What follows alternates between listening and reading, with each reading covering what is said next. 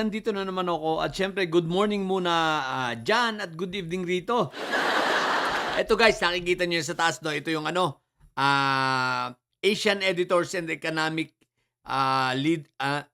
Leaders Forum 'no. Inattenan ito ni PBBM 'no. At kanina habang ako ay nagda-drive pauwi, medyo malayo ang pinanggalingan ko, so mahaba-habang biyahe, pinakinggan ko ito 'no. Nakinig ako dito sa interview ni Rico Hizon. Alam nyo, bilib na bilib ako sa dalawa, no? Especially kay Rico Hizon, no? Si Rico Hizon kasi, I can say, personally, in my opinion, isa ito sa pinakanong ngayon, ano? Kung hindi man siya yung pinakamagaling, he is one of the, na brightest, journalist sa ating panahon ngayon dito sa Pilipinas, no? Malupit, malalim magtanong, kumbaga highly intelligent talaga ito. Parang parang naalala ko si Ricky Beltran nung nabubuhay pa, sa mga hindi po sa mga nakaabot kay Ricky Beltran or sa mga hindi nakakakilala, no, yon. Parang ganito si Rico Hizon. Anyway guys, ang inatenan ni PBBM ay itong Economic Leaders Forum nga, ito ay binubuo ng mga negosyante mula sa iba't ibang sektor, at hindi lang basta mga negosyante, mga bilyonaryo pa. Ibig sabihin mga tao na bumubuo at merong malaking ugnayan, no? May malaking kinalaman, no? May malaking partisipasyon sa pag-unlad ng ating bansa, sa pagpapatakbo ng ating ekonomiya, sapagkat ang mga ito ay mga negosyante, di ba ga? Pero ito ang pinupunto ko, guys. Sa forum na yon, ang gaganda ng mga itatanong. Kung may time kayo, panoorin ninyo ha. At napakagaling, no? Napakagaling ng interview sa kanya. Syempre, English ito, no?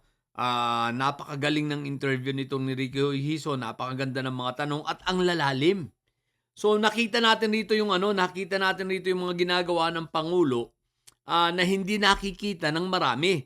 At even si Hizon nga nagugulat siya na meron na palang ngayong gano'n, lalo na dito sa ease of doing business, itong mga processes, no? So, marami tayong natututunan at napakagaling. Sabi ko nga sa inyo kung medyo mahina-hina ka sa English, bloody nose ang aabutin mo.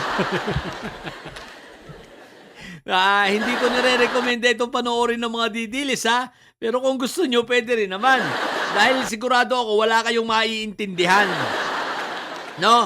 Kaya wag na kayong manood. Ang ine-encourage ko lang rito manood ay ang mga ka-BBM namin.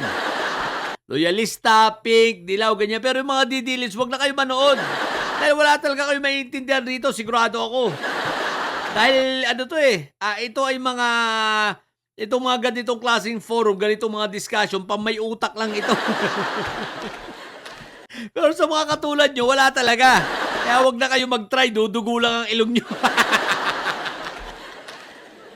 Pero ito guys, ito. Kanina habang pinapanood ko, bigla akong pinopost kasi natatawa ako, napapangiti. Kasi, anong tawag dito? Dumadaan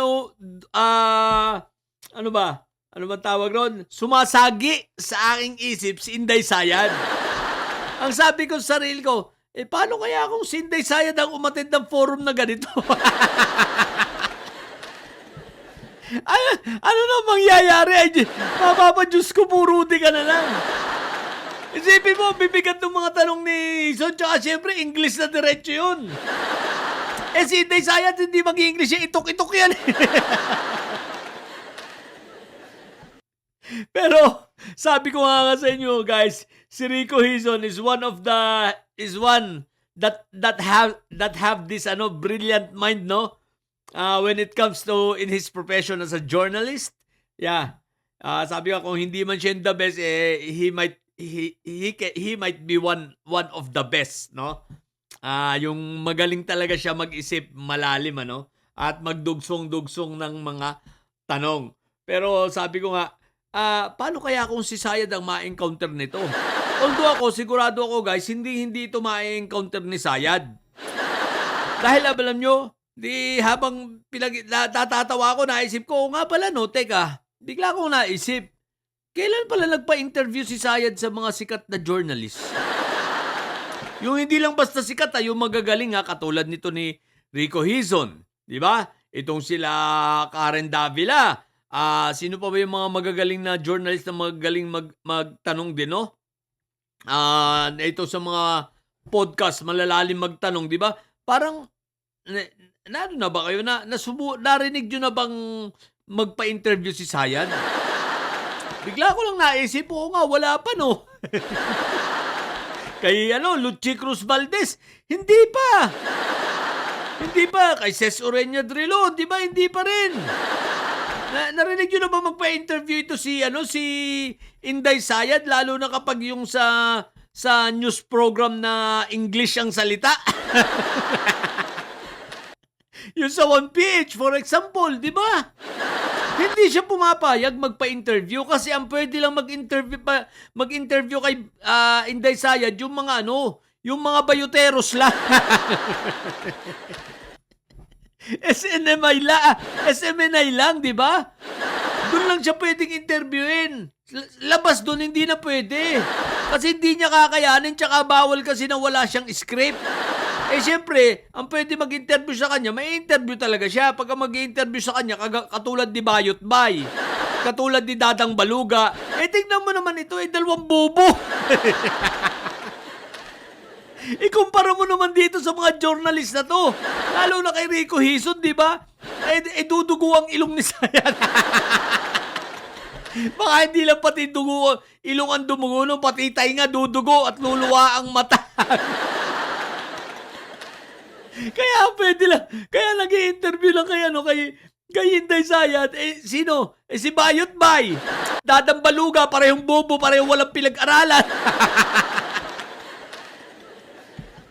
Parehong tanga. O, di ba? Kaya ngayon, nagmumukhang magaling si Inday Sayad, pero matatawa ka, guys. Di ba? Tanga na nga yung nag-i-interview sa kanya, tanga pa rin siyang sumagot. Ganon kabobo si Sayad. Kaya nakapuruti. Kaya ito ang dahilan kaya hindi yan dumadalo sa mga debate. O, di ba? Hindi yan dadalo kahit paglangandidato, hindi yan na-attend ng mga debate kasi lalabas sa kanya pagkabobo si Sayad At hindi nga nagpapa-interview, di ba? O, sige nga, magpakita nga kayo sa akin ng clippings na in-interview siya nitong mga sikat na journalist sa one-on-one interview. Parang wala akong makita. Kahit si Jessica Soho na interview na ba ito? Huwag na lang sa ganong forum. Kay MJS na lang yan. Baka sakali mai-interview pag kay MJS. Di ba? So yun ang sinasabi ko. Isipin nyo kung magpresidente yan si Sayad, hindi nga marunong sumagot, tatanga-tanga. Gusto nyo pa gawing presidente. Tapos nagagalingan yung mga didilis kasi nga pag ini-interview ni Bayot Bay at saka ni Dadang Baluga, dalawang tanga yung nag-i-interview Dalawang walang pinag-aralan, di ba? Parehong tanga. Yung isa dating vulcanizer, yung isa bugaw. Kaya parehong tanga. Tanga na nga yung nag-i-interview, hindi pa nagmumukhang magaling si Inday Sayad, nagmumukha pa rin tanga rin at mukhang bobo. Di ba? Isipin mo ba naman maghahanap at sasabihin na wala daw sa script yung tanong? What the heck? Kaya pa nagmamaneho ko kanina, natatawa na lang bigla ako Pinopost ko, tatawa ako Anyway, yun lang. Pag may time kayo, guys, panoorin niyo at talagang bibilib kayo kay PBBM. Talagang malalim at napakatalinong tao. So, yun lang sa mga bobong didilis dyan at may sayad ang tatay nyo ay karton. Manatili kayo mga bobo at may sayad sapagkat ang may sayad ay laging high blood. Bye!